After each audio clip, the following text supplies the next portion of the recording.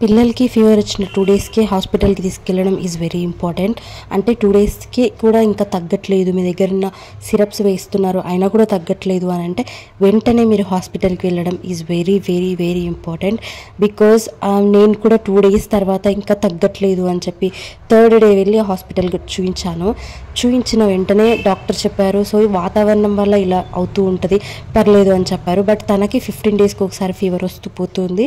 But okay, తగ్గుతుంది. ఈసారి మాత్రం చాలా ఫీవర్ వచ్చేసింది, ఎంత సిరప్స్ వేసినా అది కంట్రోల్ అవ్వట్లేదు అని చెప్పి 3rd డే వెళ్ళి చూపిస్తే అలా చెప్పారు. సో ఓకే, మళ్ళీ 4th డే వెళ్ళాను. 3rd డే అసలు కంట్రోల్ అవ్వలేదు ఫీవర్. 4th డే వెళ్ళిన తర్వాత ఖచ్చితంగా మాకు టెస్టులు రాయండి సార్, 15 డేస్కి ఒకసారి ఫీవర్ వస్తుంది అంటే వెంటనే టెస్టులు రాయడం వల్ల, నేను టెస్ట్ చేయించడం వల్ల మా పాపకి డెంగ్యూ ఫీవర్ అండ్ ఆల్సో లంగ్స్లో లైట్గా ఇన్ఫెక్షన్ ఉంది అండ్ బ్లడ్ ఇన్ఫెక్షన్ అని కూడా తెలిసింది. సో ఇన్ని ఇన్ఫెక్షన్స్ బాడీలో జరుగుతున్నప్పుడు ఖచ్చితంగా మనం హాస్పిటల్కి వెళ్ళి చూపించడం ఈజ్ వెరీ వెరీ ఇంపార్టెంట్. అంటే ఫీవర్ వచ్చిన ఒక 2 డేస్ చూస్తాము, 3rd డే ఖచ్చితంగా హాస్పిటల్కి వెళ్ళడం అసలు మర్చిపోకండి. బికాజ్ ఇప్పుడు చాలా డెంగ్యూ ఫీవర్స్ వస్తున్నాయి. మా పాపకు మాత్రం అసలు హాస్పిటల్లో 3 డేస్ ఉంచాల్సి వచ్చింది, సెలైన్స్ పెట్టుకొని అలా ఉంచడం అసలు మా వల్ల అవ్వలేదు. బట్ అయినా సరే తన కోసం ఉండాలి కదా, 3 డేస్ ఉన్నాము.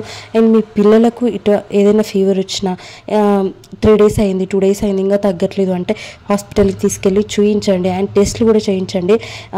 పిల్లలు ఈ మధ్య ఏమవుతుందో అర్థం అవ్వట్లేదు, ఎంత జాగ్రత్తగా పెట్టుకున్నా కూడా పిల్లలకి ఏదో ఒక ఇష్యూ జరుగుతుంది. అండ్ ఆల్సో బ్లడ్ ఇన్ఫెక్షన్ అంటే ఫుడ్ వల్లే అనుకున్నాను, బట్ ఉండే వాతావరణం వల్ల కూడా రావచ్చు. సో జాగ్రత్తగా ఉండండి, పిల్లల్ని కూడా చాలా జాగ్రత్తగా చూసుకోండి. అసలు ఎంత జాగ్రత్తగా ఉన్నా కానీ ఏదో ఒకటి అవుతూనే ఉంటుంది కదా, బట్ పిల్లల విషయంలో చాలా చాలా చాలా జాగ్రత్తగా ఉండాలి.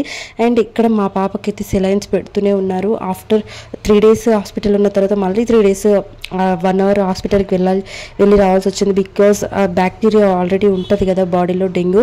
సో వెళ్తూ ఉన్నాము. మీరు మీ పిల్లలు జాగ్రత్తగా చూసుకోండి. అలాంటి సిచ్యువేషన్స్ ఎలా వస్తాయో తెలియదు, ఎవరికి వస్తాయో తెలియదు. ఖచ్చితంగా ప్రతి ఒక్కరు హెల్త్ ఇన్సూరెన్స్ తీసుకోండి. హెల్త్ ఇన్సూరెన్స్ వల్ల మాకు చాలా హెల్ప్ అయింది. మన జనరేషన్లో ఖచ్చితంగా health insurance is very important. ఖచ్చితంగా తీసుకోండి ప్రతి ఒక్కళ్ళు.